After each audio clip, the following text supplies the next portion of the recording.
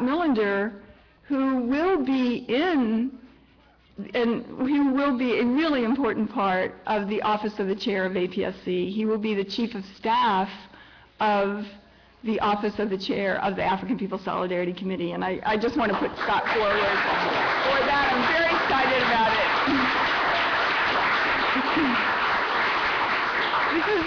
And Scott brings so much in terms of how to do the work, and he knows a lot about business, and yet he's also always struggling politically and very developed in terms of the line and understandings, and just brings so much about how to win people. He's at his church, the Unitarian Church, struggling with everybody to stand in solidarity and join the solidarity movement, and it's great. I'm really, really happy to welcome Scott to that position. But we were talking the other day about this whole role, and Scott was saying something about how he was so moved by the chairman because the chairman puts forward a vision for the future. And I could say that is certainly what won me the first time that I ever heard the chairman way back in 1976, when I couldn't, I mean, there's so much that went over my head that I didn't understand, but I was so impressed by the seriousness of the African People's Socialist Party, by its professionalism, by the chairman's presentation, which he stood in front of a map of Africa and went through all the countries in Africa about what was happening. And it was a time of revolutionary struggle all over Africa. And he could put forward a vision of a world without borders, a vision of a world without oppressors and the oppressed, a world without war, a world without scarcity, a world in which all human beings could work together to have the interests of all humanity at heart. And it was something, I think all of us have felt it, that we want to be part of that. We want to be lifted out of the cynical, everyday reality of U.S. imperialism and our expectations of what we're supposed to be in that. And the thing about the chairman's theory, though, is that he is able not to just put forward in an ideal what the world can be, but lays out a theory about how things got to be the way they are now and what it will take to transform the world and to get to that place. And so it gives us a task of what we have to do. And the chairman often talks about how the significance of the African People's Solidarity Committee is underestimated. And I think it's time that we start estimating the seriousness and significance of the African People's Solidarity Committee, because it is absolutely the most important organization that has ever been created in this realm of the relationship of white people to African people and the question of anti-imperialist stand of white people that has ever been created. And that this was the chairman's vision for many, many years, to create the African People's Solidarity Committee, and it was the chairman's leadership, the chairman's belief that those of us who heard him speak and wanted to join this organization could be not just exceptions, but we're part of the broader white population, and our job is to go out into the white population and win other people just like ourselves, which we had a lot of reluctance to do once we began to understand the reality of parasitic capitalism and the history of what white people have done and do to African people and oppressed peoples around the world every day for the last 500 years. But the chairman believed and struggled, and the party struggled fiercely with us. You know, it's a very incredible experience, and I know when I joined the African People's Solidarity Committee, I had no idea that meant that we would have to build the organization.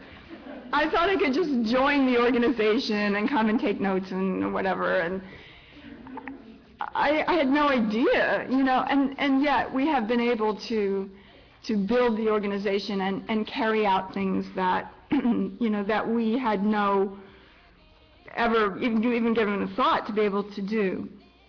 But the significance of the African People's Solidarity Committee is that it does exist, and it is therefore has permanently changed the relationship of North Americans to African people. It will never go back to not being that way. These ideas and this structure of an organization has been introduced into the population. It is out there. The seeds are there.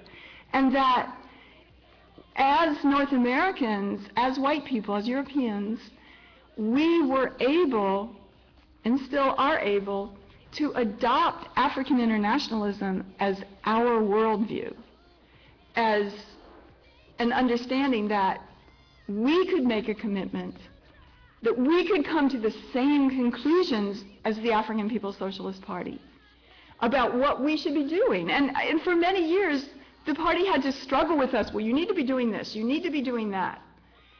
And when we finally had the awakening, and it took about 10 years, that this is our organization, this is our politic, that we made the commitment that we never wanted the party to have to struggle with us about raising more resources, building more institutions, doing more work to win North Americans, that we wanted to have those conclusions ourselves.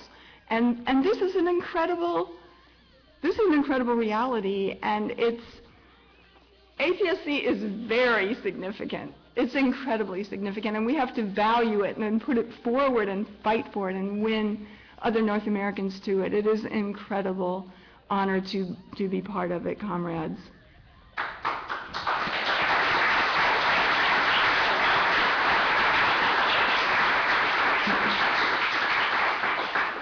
We can see all around us imperialism is dying. No matter what the media is trying to say, that things are getting better, the U.S. is in recovery. What? You know, there's more. The number of people on food stamps in the United States right now surpasses the population of Spain.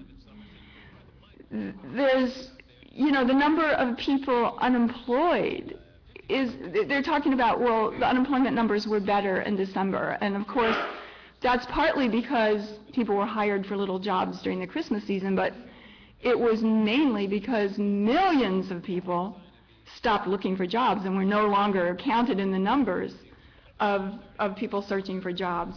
That we're talking about the fact that imperialism is saying, well, in 2010, 937,000 jobs were created by the Obama administration. But they don't say that 8 million were lost in the crisis and the collapse of 2008, and that it takes something like 100,000 jobs every month just to stay even because of all the new people coming into the workforce.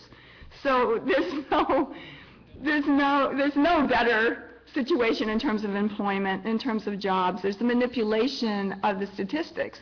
But we can also see imperialism collapsing in so many other ways. We see the shootings that just happened in Arizona. It seems like it's every day that there's something like that. There's a whole section of the Google News just on what are the latest shootings and killings and people going in to some kind of workplace or some kind of situation. And that particular one in Arizona was important because it was a political act, apparently. It was somebody taking a political stand. And I also read that a policeman was killed in Baltimore yesterday, and I don't know more about that, but we see that. They said that 2010 was the highest year ever of the number of police killed in situations like that by civilians, by people resisting in some form or other.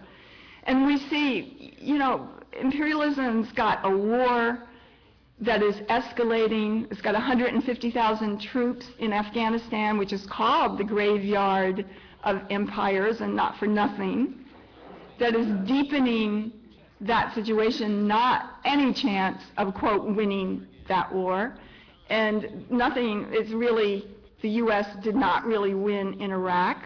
We have the situation in Pakistan, all over the globe, whether it is people actively resisting in an armed confrontation or struggle, or whether it is former colonies like China and India and Brazil who are struggling economically to compete with imperialism, to compete with U.S. imperialism and parasitic capitalism as it exists, and to take the resources into their own people and their own, quote, development to become imperialist leaders. We see resources in a crisis because the peoples on the planet Earth, the chairman said, are struggling against imperialism one way or another, against U.S. imperialism, and this is responsible for the economic crisis that the U.S. is facing. We see the U.S. with crazy, incredible weather, which is, you know, and it measures that and how much money is lost, with something like $20 billion because of the blizzard at Christmas time, and they're measuring it in that. And we see birds falling out of the sky and fish dying, and